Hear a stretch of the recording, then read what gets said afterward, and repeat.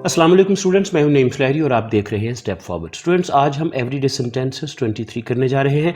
इसमें हम कुछ ऐसे फ़िक्रात करेंगे जिनको यूज़ करके आप किसी को हेल्प करने की ऑफ़र कर सकते हैं। तो आइए देखते हैं आज का पहला सेंटेंस कौन सा है। क्या मैं आपकी मदद करूं? May I help you? May I help you और कैन आई हेल्प यू, ये दोनों तरह से आप कह सकते हैं। क्या आपको मदद की ज़रूरत है? Do you need any help? और do you need some assistance? या आप इसको यूं भी कह सकते हैं, can I be any assistance to you? क्या आपको मदद की ज़रूरत है? इसमें पहले और दूसरे जो सेंटेंस है उसमें नीड का लफ्ज़ यूज़ हुआ है। नीड फर्स्ट वर्ब है, इसका मतलब होता है ज़रूरत होना। तो नीडेड इसका सेकंड और थर्ड वर्ब है। मैं आपके लिए क्या कर सकता हूँ? What can I do for you? मैं आपके लिए क्या कर सकता हूँ? What can I do for you? क्या आप चाहेंगे कि मैं आपकी मदद करूँ? Would you like me to help? Would you like me to help? मुझे मदद करने दीजिए या मुझे मदद की इजाज़त दीजिए। Let me help you. Let me help you. क्या आप चाहते हैं कि मैं आपकी मदद करूँ? Do you want me to help? Do you want me to help? Want यहाँ चाहना है, फर्स्ट वर्ब है। wanted इसका सेकंड और थर्ड वर्ब होता है। कुछ मदद चाहिए? Need any help? Need any help? क्या मैं आपके लिए कुछ कर सकता हूँ? Is there anything I can do for you? Is there anything I can do for you?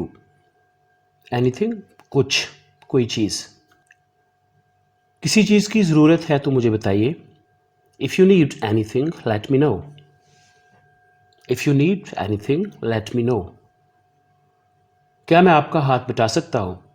Can I give you a hand? Can I give you a hand? क्या मैं आपका हाथ बटा सकता हूँ? To give someone a hand, ये idiom है, इसका मतलब होता है हाथ बटाना या मदद करना। क्या मैं काम में आपकी मदद करूँ?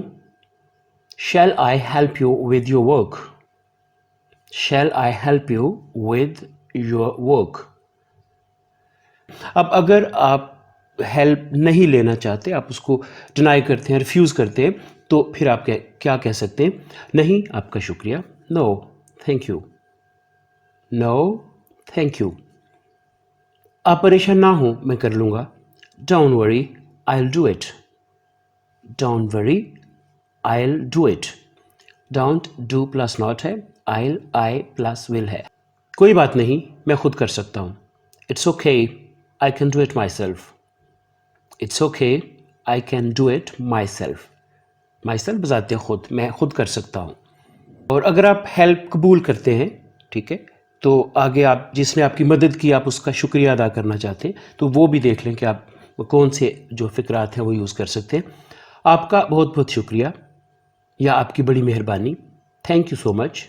आप इसको यूँ भी कह सकते हैं, thank you very much. Thank you so much और thank you very much.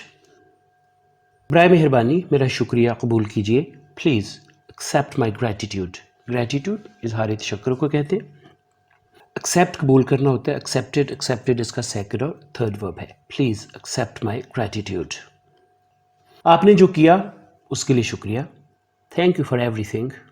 Thank you for everything. आपके वक्त के लिए शुक्रिया या आपने वक्त दिया उसके लिए शुक्रिया। Thank you for your time. Thank you for your time. आपकी मदद का शुक्रिया। Thanks for the support.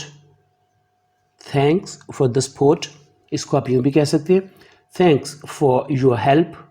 आपकी मदद का शुक्रिया। और आप इसको यूँ भी कह सकते हैं, thank you so much for your assistance. Thank you so much for your assistance.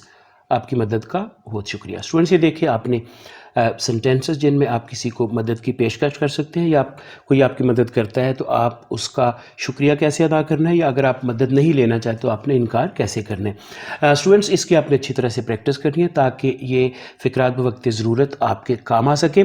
इसके साथ अगर आपको ये वीडियो अच्छी लगी हो तो स्टूडेंट्स आपने हमारा चैनल ज़रूर सब्सक्राइब करना है।